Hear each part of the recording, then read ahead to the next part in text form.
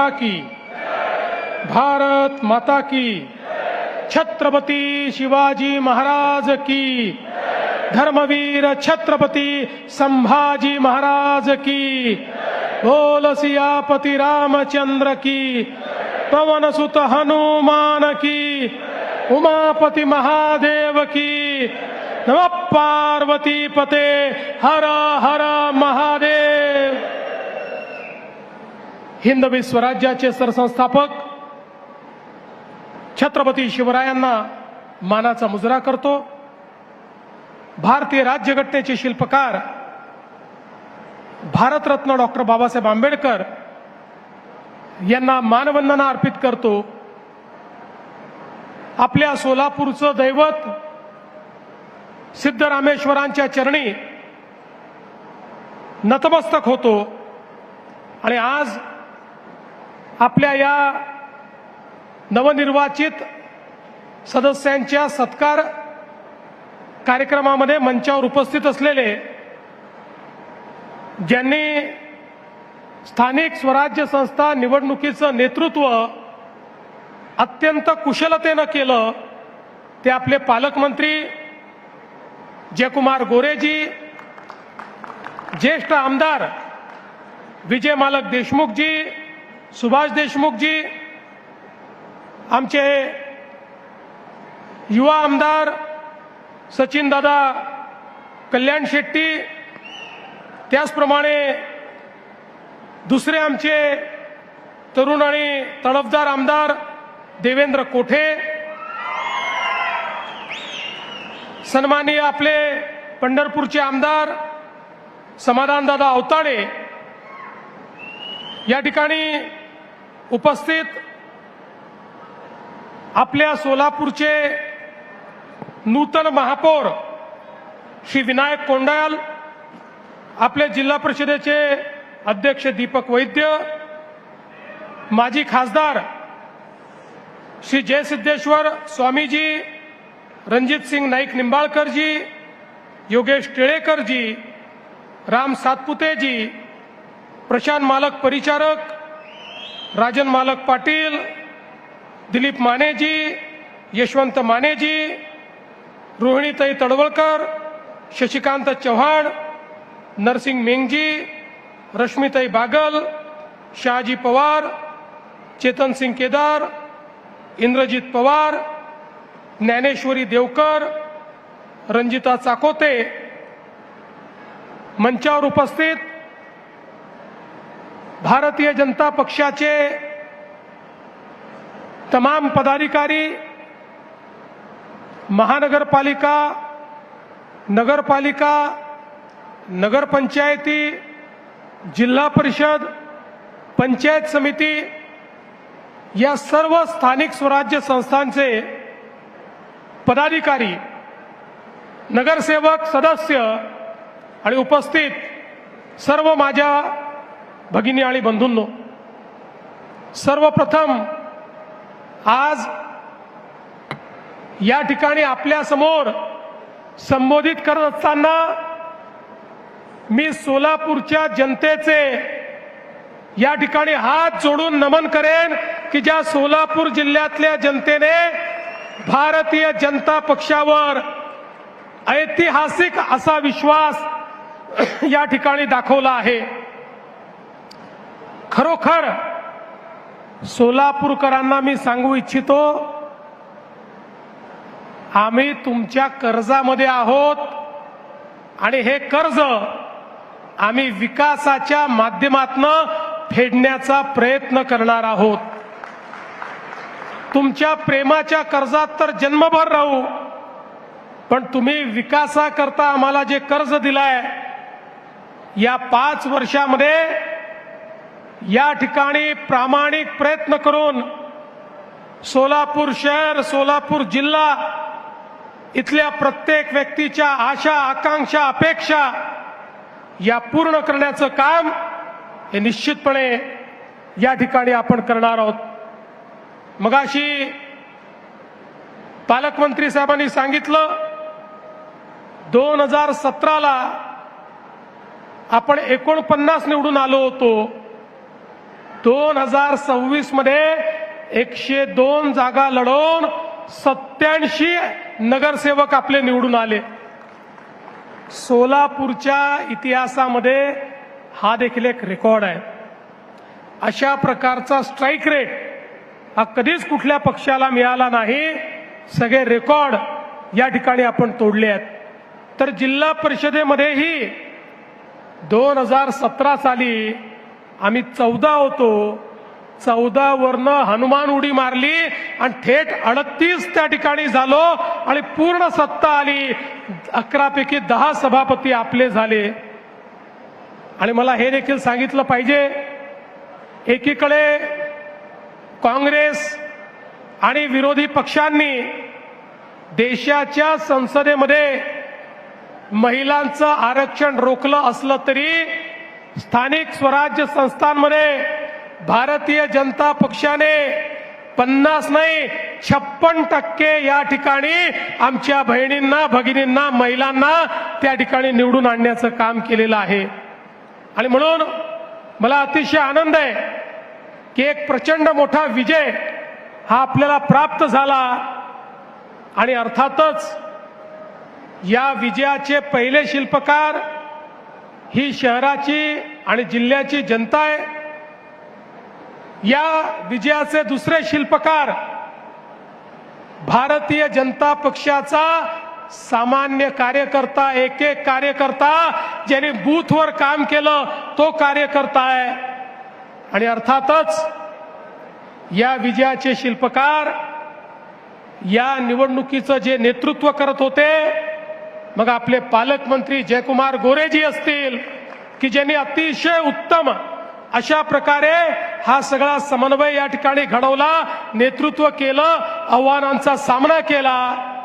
आणि सोबत आपली आमदारांची जी टीम आहे, मग या ठिकाणी विजय मालक असतील, सुभाष बापू असतील, सचिन कल्याण शेट्टी असतील, समाधान अवताळे असतील, देवेंद्र कोठे असतील, किंवा आपले माजी आमदार आहेत रामभाऊ सातपुते, राजाभाऊ राऊत, नावं अनेक घेता येतील।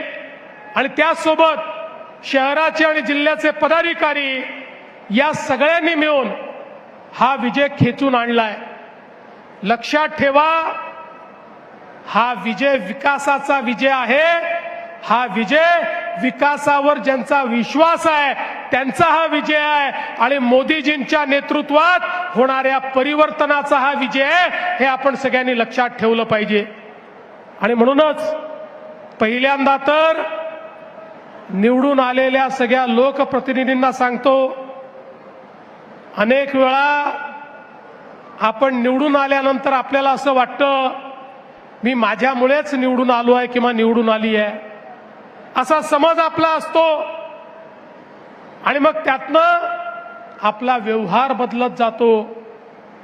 एक गोष्ट सगळ्यांनी लक्षात ठेवा, लोक जसं तुम्ही केलेला विकास पाहतात तसं लोक तुमचा व्यवहार काय आहे हा देखील पाहतात।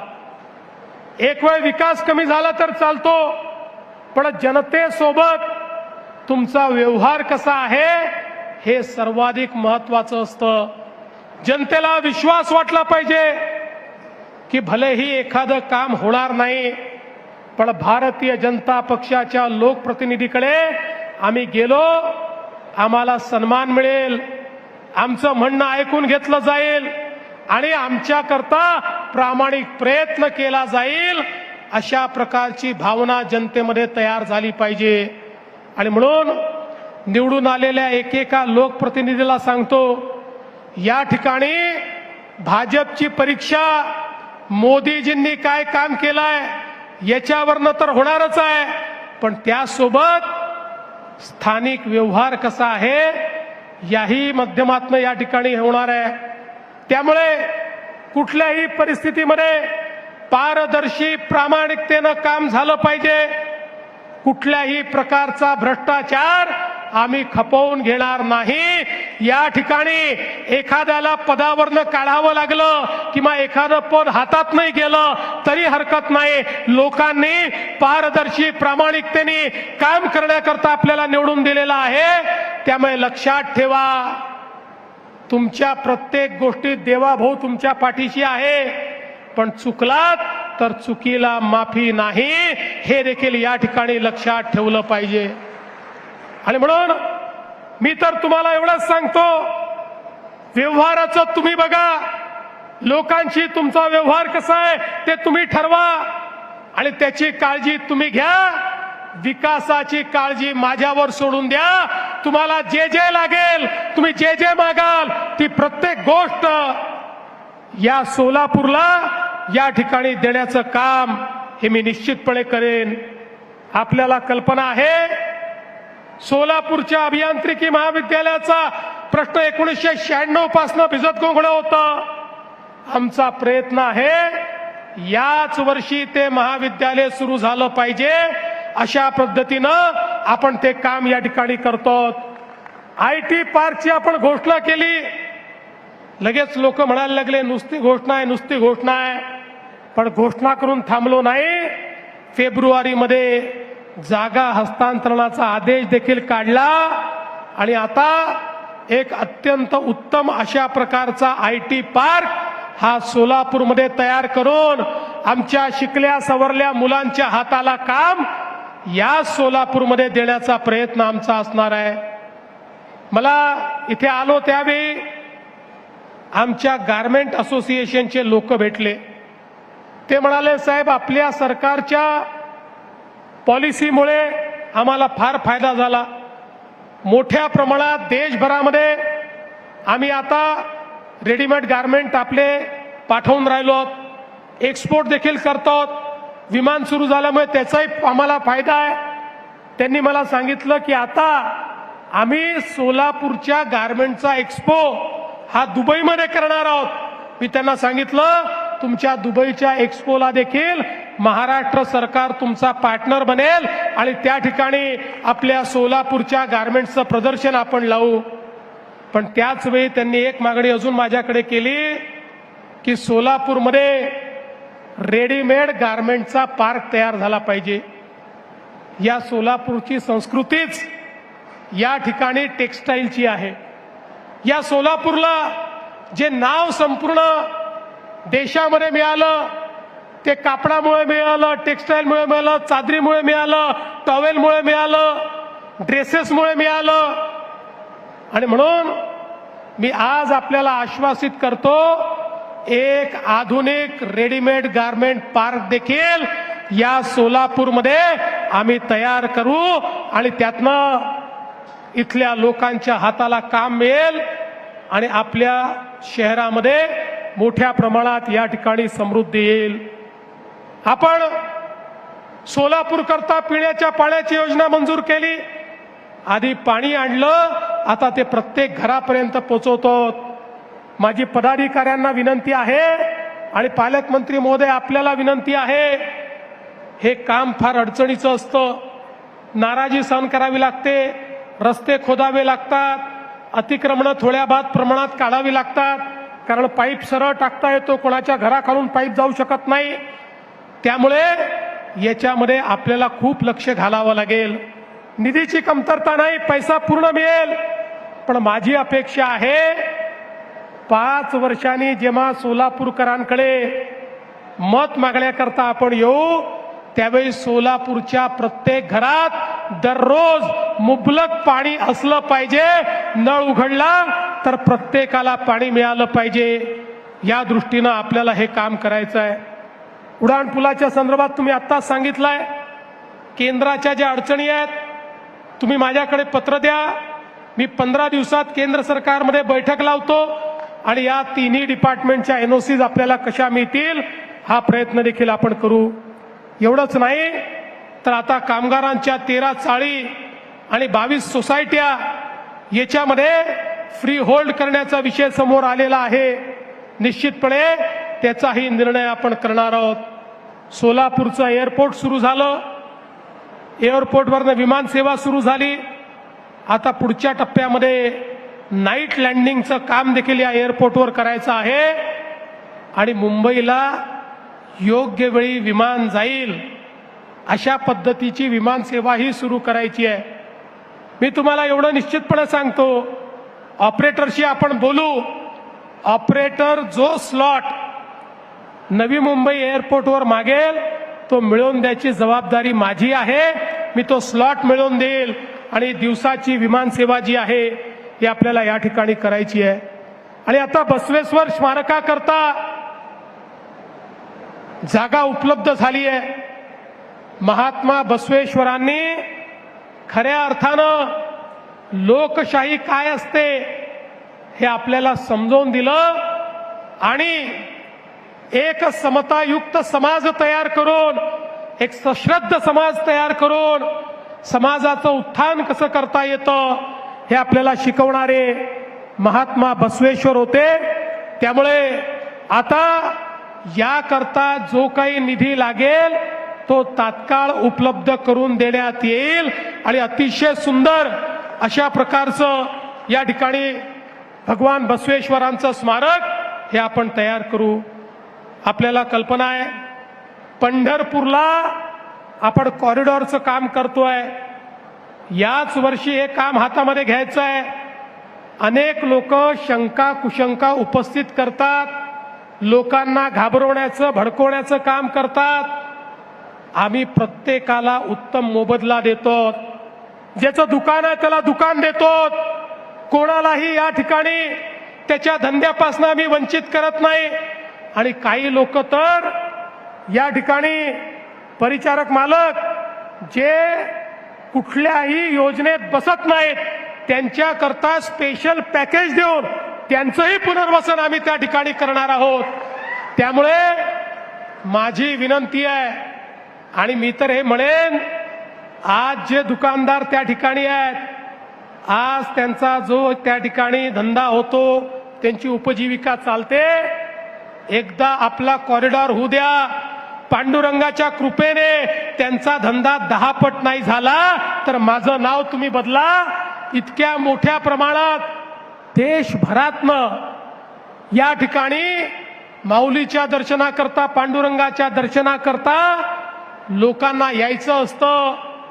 खरं म्हणजे केवळ आषाढीला नाही, केवळ कार्तिकीला नाही, केवळ एकादशीला नाही. पंढरपूरच्या विठुरायाचे भक्त इतके आहेत की लाखो लोक रोज या पंढरपूरमध्ये येऊ इच्छितात, पण व्यवस्था नसल्यामुळे येता येत नाही.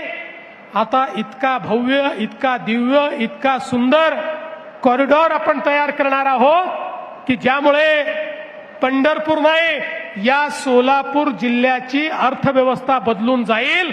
इतकं जबरदस्त अशा प्रकारचं कार्य हे त्या ठिकाणी आपण करतो.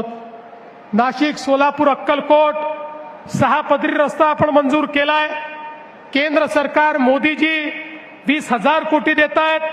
त्यामुळे एक्सपोर्ट करण्याकरता नवीन वाढवण बंदराशी तुमच्या सोलापूरची थेट कनेक्टिव्हिटी होणार आहे. पुढच्या काळामध्ये एक्सपोर्टचा फायदा या माध्यमातून या ठिकाणी होणार आहे. आणि एवढंच नाही तर म्हैसाळ उपसा सिंचन योजनेकरता 1594 कोटी आपण दिले.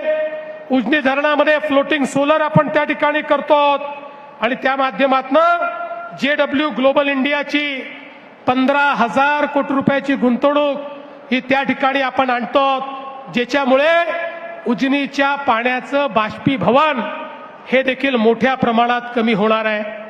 आज आपल्या शासकीय वैद्यकीय महाविद्यालय आणि नर्सिंग यामध्ये आरोग्य सेवा सुधारण्याकरता जायकाच्या माध्यमातून आपण त्याही ठिकाणी उत्कृष्ट अशा प्रकारच्या आरोग्य सेवा या कशा देता येतील याचा देखील प्रयत्न करणार आहोत. हे शहर असो किंवा जिल्हा असो, या जिल्ह्यामध्ये खरं म्हणजे इतक्या मोठ्या प्रमाणात धार्मिक पर्यटनाचा वाव आहे. मी आता इथे येण्याच्या आधी बार्शीला भगवंतांच्या प्रगट दिन उत्सवाला जाऊन आलो.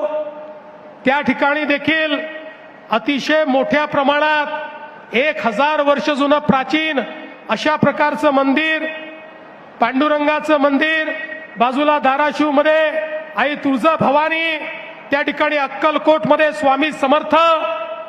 मला असं वाटतं की एक प्रकारे संपूर्ण महाराष्ट्राची आध्यात्मिक शक्ती या सगळ्या पंचक्रोशीमध्ये आपल्याला पाहायला मिळते. आणि म्हणून या जिल्ह्याचा आशीर्वाद मिळणं, या शहराचा आशीर्वाद मिळणं, सिद्धरामेश्वरांचा आशीर्वाद मिळणं हे मी आपलं भाग्य समजतो. आणि पुन्हा एकदा आपल्या सगळ्यांना, सोलापूरकरांना या ठिकाणी आश्वस्त करतो की सोलापूरकरांनो, आपला विश्वास वाया जाणार नाही. आपल्या विश्वासाला आम्ही उतराई होण्याकरता दिवस रात्र मेहनत करू. आणि आमचे निवडून आलेले लोकप्रतिनिधी हे पारदर्शी प्रामाणिकतेतून आपली सेवा करतील हा विश्वास व्यक्त करतो. पुन्हा एकदा महापौर, उपमहापौर, स्टँडिंग कमिटी चेअरमन, सगळे नगरसेवक, झोनचे सभापती, जिल्हा परिषद अध्यक्ष, उपाध्यक्ष, सर्व सभापती, आमचे नगरपालिका नगरपंचायतीचे अध्यक्ष, उपाध्यक्ष, नगरसेवक या सगळ्यांचं मनापासून अभिनंदन करतो. या रणरणत्या उन्हामध्ये आपण सगळे लोक या ठिकाणी एकत्रित झालात. भारतीय जनता पक्षाला तुफानही थांबवू शकत नाही आणि ऊनही थांबवू शकत नाही हे आपण सगळ्यांनी या ठिकाणी दाखवून दिलं. त्याबद्दल आपल्या सर्वांचे आभार मानतो आणि माझं बोलणं संपवतो. धन्यवाद. जय हिंद, जय महाराष्ट्र. सोलापूरच्या